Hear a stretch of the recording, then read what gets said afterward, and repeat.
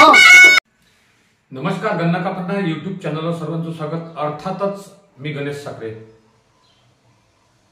राजकारणाची दिशा बदलली, पण राजकारणाची दशा लय वाईट झाली। या 14 पासून राजकारणी लोकांवर अजिबात विश्वासच राहिला नाही। कोण स्वतःच्या स्वार्थासाठी कार्यकर्त्याला वाऱ्यावर सोडून पळून जाईल हे सांगताच येत नाही। म्हणजे आज ज्याच्यासाठी आपण प्रचार करतो तो येणाऱ्या 1 ते 2 तासात कुठं पळून जाईल यावर लोक जोक बनवतात। अशी ही राजकारणाची परिस्थिती झाली। म्हणजे एवढे बेभरोशाचे हे नेते लोक झाले। हे लोन वरतपासून तर खालच्यापर्यंत निघालं आणि ते आज तालुका पातळीवर पोहोचलोय। अमरावती जिल्ह्यातली परिस्थिती जर पाहिली तर अमरावती जिल्ह्यात एक संघ शिवसेना असताना त्यांचे वाद होते, पण विचाराने शिवसेना असलेले ते जाताना काँग्रेस किंवा बीजेपी त्यांना विचार पडत होता। पण आज असे पर्याय खुले झाले की राष्ट्रवादीच्या शरद पवारातला माणूस फटकन अजित पवारकडे जाऊ शकतो, अजित पवारचा शरद पवाराकडे येऊ शकतो, पण की विचार एक आहेत। पक्षातून गेलो त्याला डंक लागत नाही, कारण की शेवटी राष्ट्रवादीच आहे। त्यानंतर उद्धव साहेबांच्या उभाटा गटातून शिंदेच्या शिवसेनेत जाते, त्याने शिंदेच्या शिवसेनेत उभाटा गटामध्ये ही परिस्थिती झाली। पण अमरावती जिल्ह्यात अशी एक शर्यत लागली उभाटा गटातून शिंदे साहेबांच्या शिवसेनेत जाण्यासाठी, आणि त्याच्यात त्या शर्यतीत पहिला नंबर लावला तो श्याम देशमुख आणि आशिष धर्माळे। आशिष धर्माळे आणि श्याम देशमुख हे कट्टर संजय बनचे माणसं। घाणे पाटील, नाना नागमोते, त्याच्यानंतर प्रीतीदेवी बंड ह्या जाणार अशी अफवा होती, पण मधातच या दोघांनी तिथे प्रवेश केला। म्हणजेच अमरावती जिल्ह्यात उभाटा गटाला घरघर लागली असं म्हणण्यास काही हरकत नाही। त्यांनी कारण ठेवलं ते सुधीर सूर्यवंशी यांच्यावर, तेच पण दर्यापुरात पोहोचलोय। आणि उभाटा गटामधले काही नेत्यांचे मीटिंग सुद्धा झालेली आहे आणि त्यांना जायचं आहे अजित पवार यांच्या गटात, कारण पंचायत समिती जिल्हा परिषद आल्या, आपण तिथून कटू शकतो अशा भावना लोकांच्या नेत्यांच्या मनात तयार झाल्या आहेत। मग यांनी कार्यकर्ते गृहीत पकडले का? यांनी कार्यकर्ते हे वाऱ्यावर सोडले का? होय, यांनी कार्यकर्ता हा वाऱ्यावर सोडला आणि कार्यकर्त्याला गृहीत पकडलं।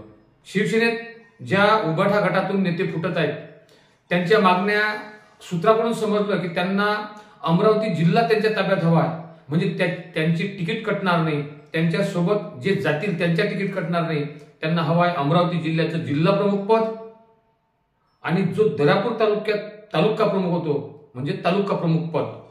म्हणजे यांच्या यामध्ये सुद्धा स्वार्थी भावनाच आहे की माझ्या तालुक्यात माझा तालुका प्रमुख स्वतःचा असायला पाहिजे, म्हणजे तालुका ताब्यात माझ्या जिल्ह्याचं जो माझा भाग येतो त्याचा माझ्या इकडे जिल्हा प्रमुख असायला पाहिजे। म्हणजे जिल्हा प्रमुख आणि तालुका प्रमुख असे जर पकडलं तर भविष्यात जे तिकीट वाटप होईल ते माझ्याच अंडरमध्ये झालं पाहिजे आणि माझेच कॅन्डिडेट निवडून आले पाहिजेत। म्हणजे त्यांनी जर पुढे पवित्रा घेतला उभाटा गट सोडायचा तर हे जे जिल्हा परिषदचे याचे सदस्य आहेत हे निश्चितच त्यांच्या मागे जातील। पण यांच्या मागे जाणारे कार्यकर्ते ज्या गाव पातळीवर नेते आहेत यांचं काय? काही जणांना, काही लोकांना, नेत्यांना गावातल्या चांगल्या संधी आल्या होत्या, पण विनाशकाळ विकृत बुद्धी म्हणतात त्यांच्या डोक्यात दुसरं काही घुसलं आणि ते व्यक्तिपूजक झाले। व्यक्तिपूजक होऊन स्वतःचं एवढं नुकसान करून बसले की दुसऱ्याला कमी लेखण्याच्या नादात आज त्यांचं प्रस्थ कमी झालं। अशा परिस्थित्या खूप आहेत। दर्यापुरात अजून एक फॅक्टर ही झाली उभाटा गटाची, पण दर्यापुरात अजून एक फॅक्टर बीजेपीत आहे। पण इथे बीजेपीचे 2 भाग पडले, एक आहे व्यक्तिपूजक म्हणजे प्रकाश पाटील, आणि दुसरा भाग पडला तो बीजेपी पक्षाचा। आता यामध्ये पहिल्यांदा ते जरी एकत्र असतील, पण आता यावेळेस या दोघांमध्ये फाटल्यासारखं आहेच आणि ते जुळणे फार कठीण आहे। त्यामुळे बीजेपीतले काही नेते सुद्धा शिंदे गटाच्या मार्गावर आहेत. कारण भविष्यात अमरावती जिल्ह्यात तरी शिंदे गट हा प्रबळ होण्याच्या मार्गावर आहे. कारण आता लोकांना दिसत आहे की उभाटा गटाचं काही खरं नाही. पण त्यानंतरही ज्या महाराष्ट्रात घडामोडी चालू आहेत की उभाटा गट आणि बीजेपी म्हणजे फडणवीस यांच्यामध्ये थोडीशी कटुता जी आहे ती भेटीगाठीमुळे कमी होत आहे. आणि बीजेपी असा पक्ष आहे की त्यांना माहित आहे की आज शिंदे हा वर गेला. शिंदे साहेब वर गेल्यामुळे त्यांना शिंदे साहेबाला खाली खेचायचं आहे. मग शिंदे साहेबाला जर खाली खेचायचं असेल तर त्यांच्याकडे पक्ष पाहिजे उद्धव साहेब ठाकरे. आणि उद्धव साहेबांची जी क्रेज आहे ते काही कमी व्हायला तयार नाही.